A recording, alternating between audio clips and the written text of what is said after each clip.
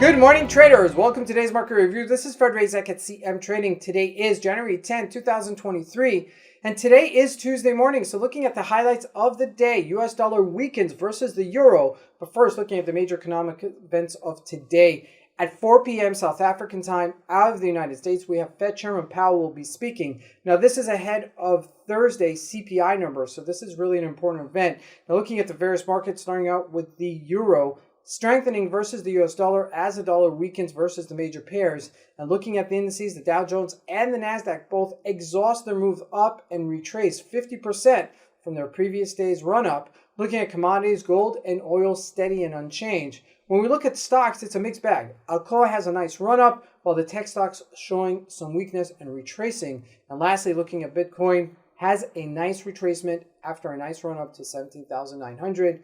But it did retrace. So let's take a look at the markets and see what we can expect from today's trading.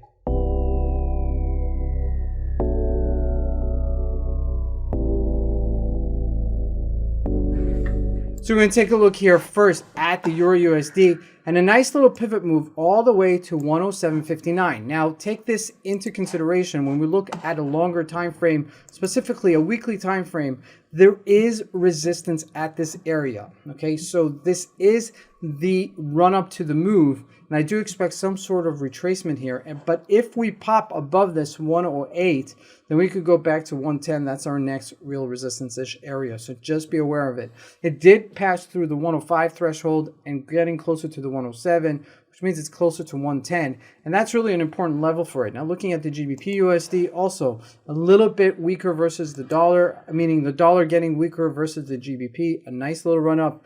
Almost the identical chart when it comes to the euro and the GBP. So it's systemic, meaning the dollar is getting weaker across the board.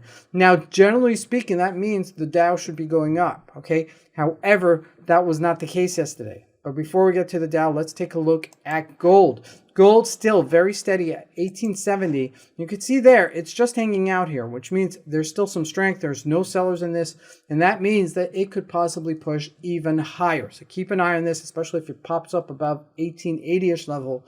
That will surely mean that we're getting closer to the 1900-ish level. Now looking at crude oil, really unchanged from day to day, $74. Not much doing there, really trading sideways. It's been trading sideways since the beginning of November, really in a very tight range between $82 and $72, but we're getting closer to that bottom range of $72, and that's a closer buy than anything else. So just keep in mind that not everything necessarily is trading all the time, and this is a case in point.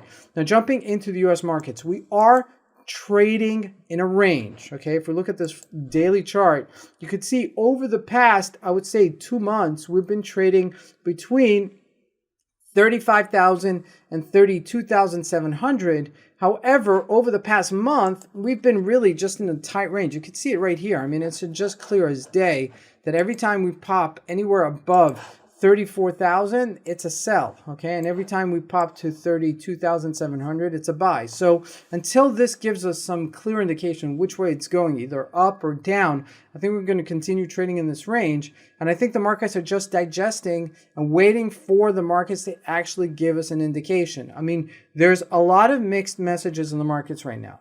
Yes, are we laying off people in companies? Yes, people are being laid off. But is it as bad as everybody makes it? I'm not sure yet. I mean, we are in a recession, and we've been saying that we're in a recession, but are we going to skirt it? Are we going to be able to get out of it quickly?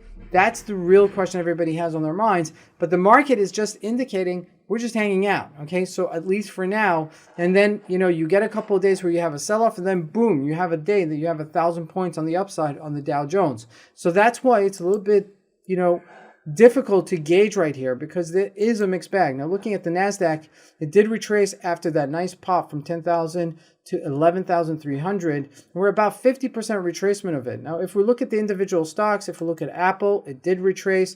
If we look at Microsoft, it did retrace. Those are the tech stocks. But if we look at the big board stocks like ALCOA, it's on its highs, $50 a share, and you could see that. It's quite clearly that it's all the way back to its highs. If we look at JP Morgan, it sold off a little bit yesterday, but still relatively strong, 137, and on its highs, okay, recent highs, okay. So that is still something that needs to work itself out between some of the NASDAQ stocks that are showing some weakness and some of the big board stocks that are showing some strength. Lastly, let's take a look at Bitcoin as it's digested yesterday's session to 17,399 and then retracing down to about 200 points. No big deal. Okay, and we're seeing lesser volume. So this may show us some strength, okay? But again, until it clears something like 20, okay, 20K, I don't see it really developing a new, trend upwards or trend downwards. I think we're going to also be consolidating and trading in a range here as well. And that's okay. There are markets that trade in a range. There are markets that are trending upwards, downwards.